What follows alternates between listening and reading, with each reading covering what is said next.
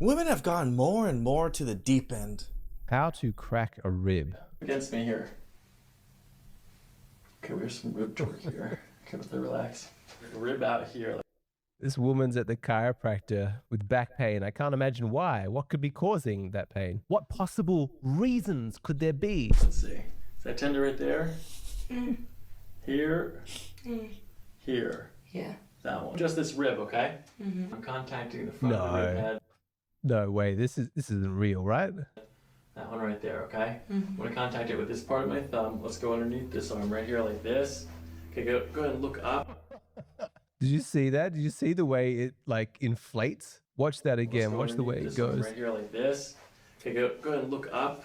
Fake tits, man. They're not for me. They can make it. I 100% agree. I 100% agree with you on this one, Alex. I love titties. I think you guys know. Most of my audience knows I love them tiggle bitties, but I do like natural ones. And I love titties so much that I love titties of all shapes and sizes. Right? It could be triple D's, double D's, wonderful, you know, or it could be nice B's, you know, cute little A's, you know, like nice basic C's. I'm okay with all of that. I just like boobies. It's get harder for women to breastfeed too. A lot of women, when they get the surgery, they don't realize that it can affect your milk supply. Good. Dude. Good. One more time. Good. Lean your head back against me. Good. Good. One more time, Sam. There we go.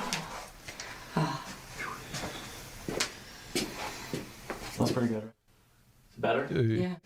Is this real? Full spine and extremity seminars. That can't be real. This is just like OnlyFans content or something, right? Go check the comments. He is the most thorough and caring eye doctor I have ever seen.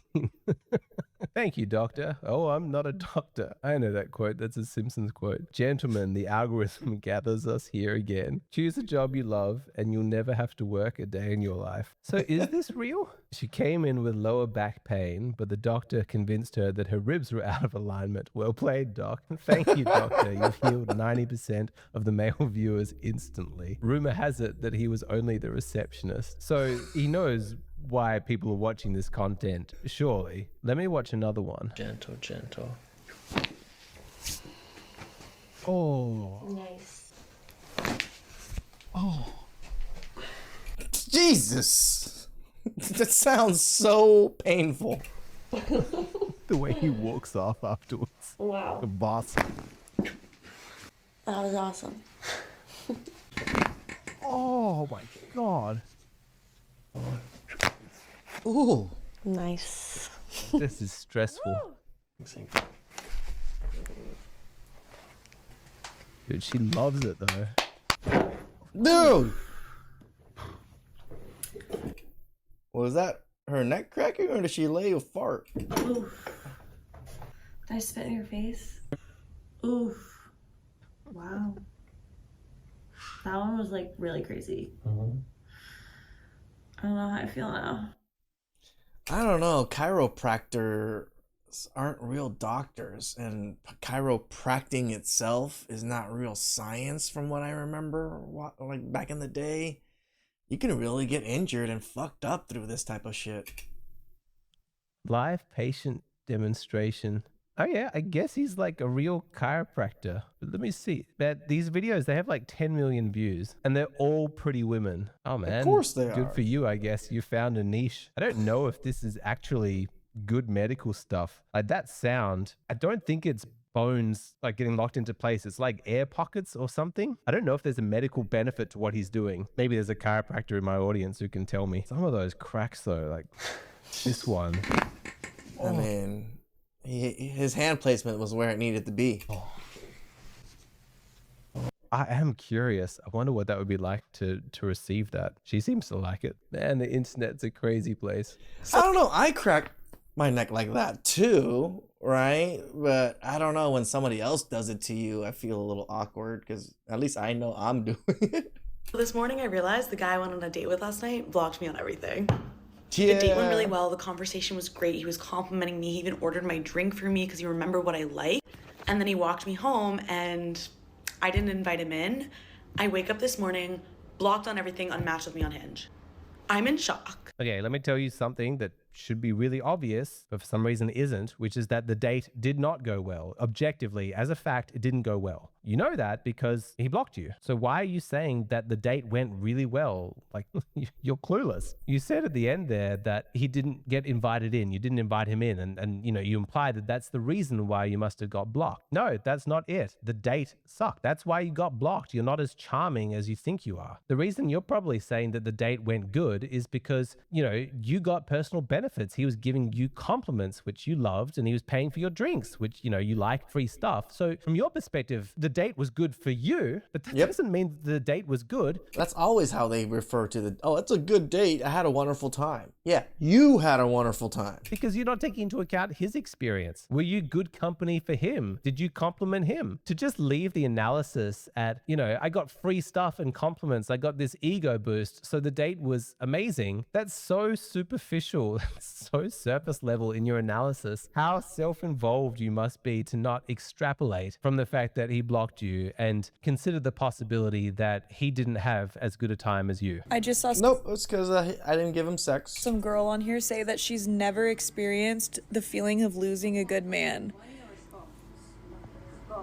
And I just feel like that's so relatable. Well, that means that you are the common denominator. Either chose good horrible men men. don't want you, or you are incapable of recognizing a good man even when you have one. But I want you to pay attention to the subtle framing that women use when talking about stuff like this, because that phrase that's so relatable, that is doing a lot of hidden work. It's actually girl code, and what it means is I no longer need to examine this because it's relatable. I don't need to do any self-reflection. Everything is real. Because if something is relatable, then It's it means true. that it's something that other women are experiencing too. And it's now become something that we can bond over. We're both victims together. And there's seemingly no limit to this.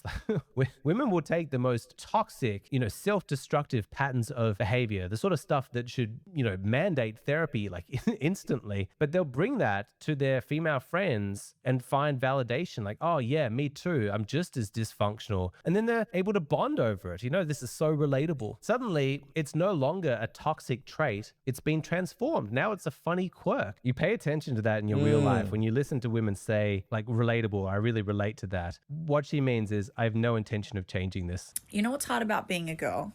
We will reject every guy that is in love with us and then pick the one that wants nothing to do with us. Mm-hmm. What? You know what's really hard about being a man is sticking your dick in the garbage disposal. Sorry, what's that? You're saying that's a dumb choice that I'm making? That I should just choose to not do that? And that me... But men still seem to do it and blast in these garbage disposals also.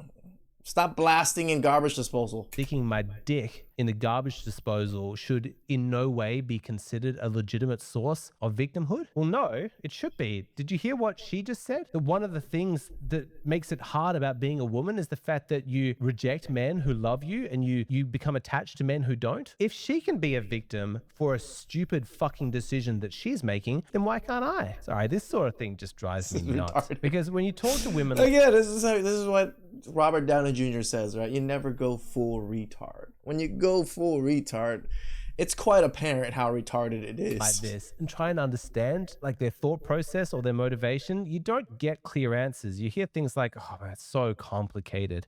I guess, love is just mysterious. Women are a mystery. Women, my feelings, my emotions, they're so complex. Yeah, maybe, but also maybe you're not complex. Maybe you're actually pretty simple and pretty basic. And what's going on is you're just choosing short-term ego boosts and emotional highs over long-term happiness and long-term planning. You're addicted to emotional spikes because you love drama. And you're... Yeah, what do I always say? Women can only see this.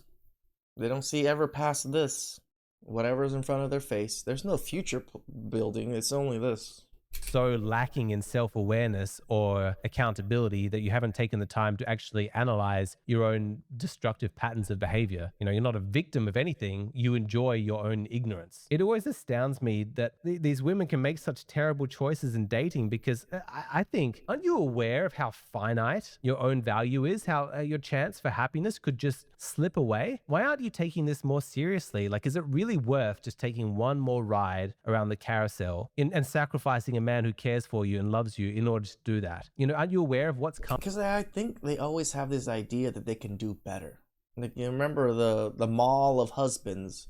After the first floor, it gets better and better and better until you run out of husbands. I mean, the loneliness, the singledom after you start losing your fertility years? Honestly not. They're not thinking that far ahead. And her experience in life up until now has been that of our young woman, where she has been the apple of everyone's eye. You know, she's been highly desirable. She's not really had the experience of having to face consequences for any of her decisions. It's always worked out. She's always got a second chance. And so, yeah, she's rejecting the good guy who loves her and wants to be with her. And she's throwing him out so that she can sleep with a bunch more bad boys. But she doesn't really imagine that she's going to face consequences for that. She thinks she's going to be able to have her fun and there'll still be some poor chump who will love her at the end. And it's like... And it's kind of sad because there usually is. There is some dumb chump out there that's going to probably wife a lot of these women up, right? Because they're lonely and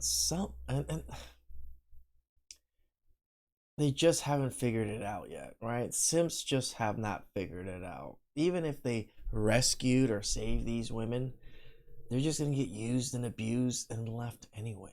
Like salt in the wound that after all of that, these women will have the nerve to present to their future husbands as though this was just the culmination of everything that she's been through. You know, I had to kiss a lot of frogs to find my prince, but I was always actually looking for you. And this is growth for me. This is like the culmination of my spiritual journey. I don't know. I was so mistreated. I was such a victim of all of these men who treat me so terribly, but then I finally met you and you made everything right. It's like a fairy tale. No, it's not. It's actually a very cynical, strategic calculation that you made to maximize your own pleasure. But it's probably going to backfire because I think you're going to find that men are far less forgiving of your sexual history than you imagine.